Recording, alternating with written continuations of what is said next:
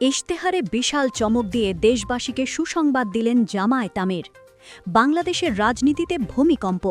গতকাল বনানীর হোটেল শেরাটনে জামায়াতে ইসলামীর আমির ড শফিকুর রহমান যে ইশতেহার ঘোষণা করেছেন তা রাজনীতির দাবার বোর্ড পুরোপুরি বদলে দিয়েছে। লন্ডনের বিলাসবহুল ফ্ল্যাটে বসে তারেক রহমান যখন নিজের মতো করে চিত্রনাট্য সাজাচ্ছিলেন, ঢাকার রাজপথে তা যেন মুহূর্তেই তাসের ঘরের মতো ভেঙে পড়ল। এতদিন ধরে দেশের জনগণ অত্যাচারিত হয়ে এসেছে। রাস্তায় মারধর, জমিজমা দখল, ঘরবাড়ি থেকে উচ্ছেদ সবকিছু সহ্য করতে হয়েছে সাধারণ মানুষকে। কিন্তু এখন সময় এসেছে সেই অত্যাচারের অবসান ঘটানোর। জামায়াতের এই ইশতেহার সেই পরিবর্তনের ইঙ্গিত দিচ্ছে। বিএনপি যতই চাল চেলে জামায়াতকে ফাঁসানোর চেষ্টা করুক না কেন, তাতে আর কোনো লাভ হবে না। এটি কোনো গতানুগতিক রাজনৈতিক বুলি নয়। জামায়াতের এই ইশতেহার তৈরি হয়েছে ২০০ জন অর্থনীতিবিদ, শিক্ষাবিদ এবং আইটি বিশেষজ্ঞের গবেষণার ফসল হিসেবে। সবচেয়ে বড় চমক, জামায়াত ঘোষণা দিয়েছে মেয়েরা দ্বাদশ শ্রেণী পর্যন্ত সম্পূর্ণ বিনা পয়সায় পড়াশোনা করতে পারবে। শুধু টিউশন ফি নয়, বই, খাতা, পরীক্ষার ফি সবকিছুই বহন করবে সরকার।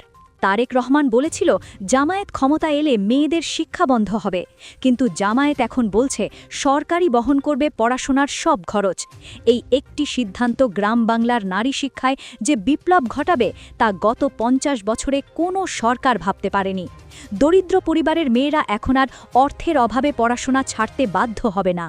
ড শফিকুর রহমান আরও ঘোষণা করেছেন নিরাপদ ও মানবিক বাংলাদেশ গড়ার অঙ্গীকার, যেখানে কোনো নাগরিক অত্যাচারিত হবে না, রাস্তায় নিরাপত্তা নিশ্চিত থাকবে, জমিজমা দখল বন্ধ হবে, আইনের শাসন প্রতিষ্ঠিত হবে। জামায়াতের ইশতেহারে রয়েছে অর্থনৈতিক উন্নয়নের সুনির্দিষ্ট পরিকল্পনা, কর্মসংস্থান সৃষ্টি, শিল্প কারখানা স্থাপন, কৃষিতে আধুনিকায়ন, তথ্য প্রযুক্তি খাতে বিনিয়োগ, একই সাথে দুর্নীতিমুক্ত প্রশাসন, স্বচ্ছতা ও জবাবদিহিতার প্রতিশ্রুতি রয়েছে। স্বাস্থ্যসেবার উন্নয়নে গ্রামে গঞ্জে হাসপাতাল স্থাপন, বিনামূল্যে প্রাথমিক চিকিৎসা এবং ওষুধের দাম নিয়ন্ত্রণের ঘোষণাও এসেছে।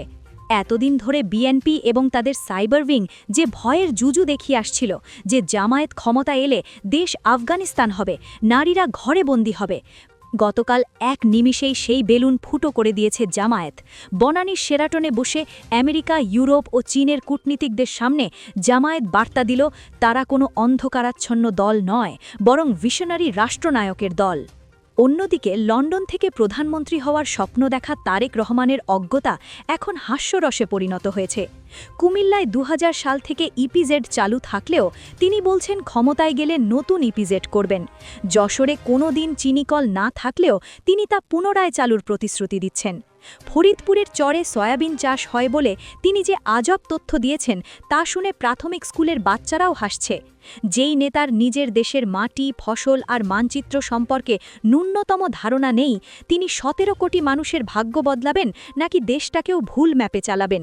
এই কারণেই বিএনপির এক সময়ের ঘনিষ্ঠজন মাহমুদুর রহমান তাকে অনুরোধ করেছিলেন ক্ষমতার স্বপ্ন দেখার আগে দেশে এসে অন্তত ৫ বছর গ্রামগঞ্জ ঘুরে দেশটা চিনুন। দৃশ্যপট এখন পরিষ্কার। একদিকে ২০০ বিশেষজ্ঞ নিয়ে তৈরি জামায়াতের আধুনিক ব্লুপ্রিন্ট, আর অন্যদিকে লন্ডন থেকে পাঠানো ভুল তথ্যের স্ক্রিপ্ট। জনগণ এখন আর অন্ধ নয়, তারা বুঝতে পারছে কার কাছে আছে আসল পরিকল্পনা আর কে শুধু মুখের বুলি ফেরি করছে।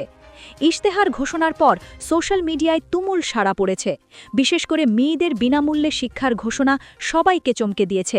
একজন ভক্ত লিখেছেন, এই একটি সিদ্ধান্ত আমার মেয়ের ভবিষ্যৎ বদলে দেবে।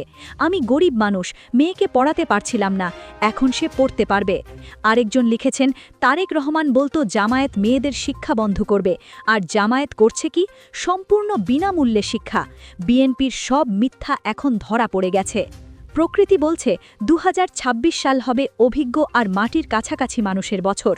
তারেক রহমান সাহেব, আপনার জন্য সময় হয়তো পরে আসবে, কিন্তু এবারের বসন্তটা ড শফিকুর রহমানের, কারণ তিনি জানেন দেশের মানুষ কি চায়, দেশের কোথায় কি আছে আর দেশকে কোন পথে নিয়ে যেতে হবে। বিএনপি যতই চাল চেলে জামায়াতকে ফাঁসানোর চেষ্টা করুক না কেন, জনগণ এখন সত্য দেখতে পাচ্ছে। হ্যাকিং, গুজব, অপপ্রচার কিছুই আর কাজে আসবে না। জনগণ এখন জেগে উঠেছে, তারা বুঝে গেছে কে তাদের জন্য কাজ করছে আর কে শুধু ক্ষমতার লোভে পাগল। আপনার কি মনে হয়, জামায়াতের এই ইশতেহার কি দেশের জন্য আশার আলো? মেয়েদের বিনামূল্যে শিক্ষা কি সত্যিই বিপ্লব ঘটাবে? আপনার মতামত জানান কমেন্ট বক্সে। ভিডিওটি পছন্দ হলে লাইক করুন এবং শেয়ার করুন। আর এমন গুরুত্বপূর্ণ রাজনৈতিক সংবাদ নিয়মিত পেতে চ্যানেলটি সাবস্ক্রাইব করুন এবং বেল আইকন চালু রাখুন। ধন্যবাদ।